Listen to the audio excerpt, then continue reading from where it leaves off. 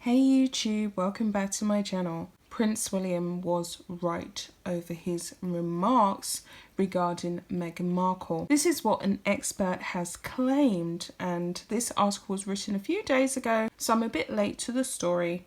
But a lot of the royal experts believe that Prince William was right in trying to get Harry to slow down with his swift commitment to Meghan Markle. Unfortunately, Prince William didn't get through to his brother, and of course the rest is history. Harry has subsequently married Meghan, who has subsequently succeeded in getting him to ditch his family. So it continues on here in this article that William's objections to Meghan Markle and Prince Harry have been proved right. This is an article by The Express. William is said to have had concerns and warned his younger brother that he should slow down with his relationship with Meghan in the early months of the pair dating. According to reports, William passed his own fears to his uncle Charles Spencer, the late Princess Diana's brother, after being ignored by Harry. The comments caused an alleged feud between the pair after William issued his warning over Meghan.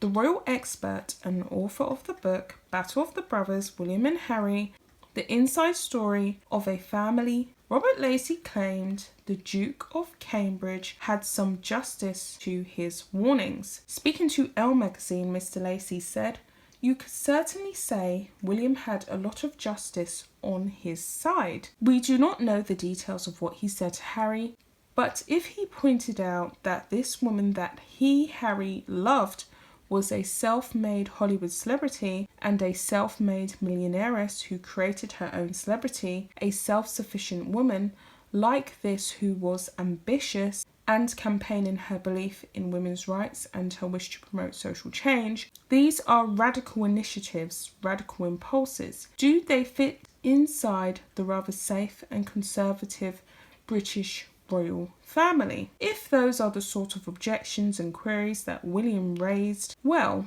events have proved them right.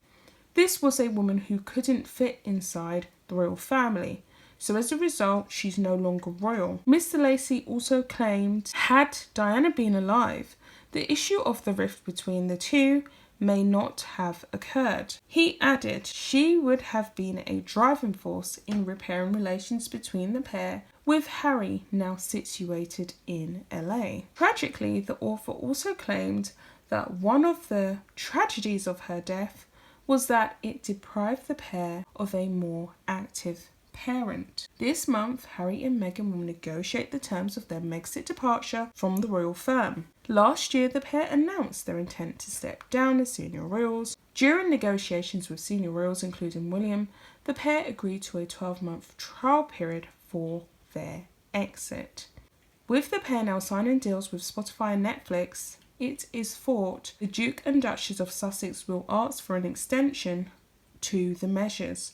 While the pair will return, tensions are still thought to be high after their impromptu departure. Commenting on the upcoming negotiations, expert Russell Myers claimed the pair still have much planned for their life. He told Lorraine they've made so many plans over the last year, which of course they have. They're trying to forge this financial independent future. They seem to be moving at a very quick pace, which of course has been spearheaded by Meghan, because we know that of course she wants that money that she wasn't able to earn in Hollywood by herself independently of her husband. So she's using her real connection with Harry in order to get rich. Harry was already rich. He was born rich. He was born with a silver spoon in his mouth.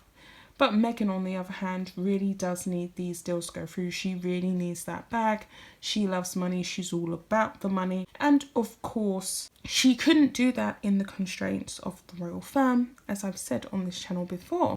So it continues on. There is an awful lot in the pipeline for Meghan and Harry, but it's going to be the end of their 12-month Megxit deal. And there have been a lot of reports on whether Meghan and Harry will ask for a 12-month extension. They've been signing mega deals with Netflix, with Spotify. They've been doing Instagram stories with Oprah Winfrey. There is an awful lot in the pipeline for Meghan, and that is the end of the article. And of course, they've got a lot on their plate. They have a lot of people that they have to answer to. They have a lot of contracts to fulfill. And this has all been the result of their royal connection only. So someone has said here on the article, how dare they even think to try to negotiate for an extension, and we do not want them back at all. They've got what they wanted, now we must have what we want. No further royal title. They are arrogant and spoilt individuals trying to enter the billion-dollar humanitarian market. What for? They have behaved appallingly. They are talentless and have already demonstrated their immorality in exploiting the royal titles. They promise to uphold the values of the monarchy, and this they have not done with their cheap, shoddy antiques. Taking a fashion photographer to an LA veterans cemetery, staging a remembrance stunt, and publishing copyrighted, Harkle-owned photographs is the lowest of the low. And I can't help but agree with that lengthy comment. They really did take their own fashion photographer to the LA veterans cemetery. Only a fool would not see the type of person she is, how it does not fit with real life. She could have achieved the same result without the extra drama and expenses, but she was too selfish for that, which is true. She could have gone to LA with Harry without having a 50 million, 44 million pound wedding and going on the royal tours, but I think she did want to sample a bit of what it was like to be royal. And she also wanted to leave with a lot of controversy behind her. She wanted to leave the royal firm with as much publicity and PR as possible. She did not want to do it in a refined or dignified way at all. So someone else went on to say, this month Harry and Meghan Markle will negotiate the terms of their Megxit departure from the royal family. Full stop. Markle will be pleading for her Duchess title to stay, as she won't get the same earnings without it. Someone else has also added, failed actress, 2-bit cable sidekick. She had been written out, failed royal, desperate, grasping, treacherous. Worst there has ever been. Makes Wallace look like a saint.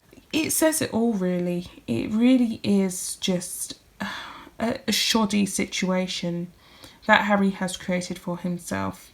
He could have married someone who was nice. He could have married someone who was more fitting with the firm and wasn't as self-motivated, or should we say money motivated. So I'm going to leave it there.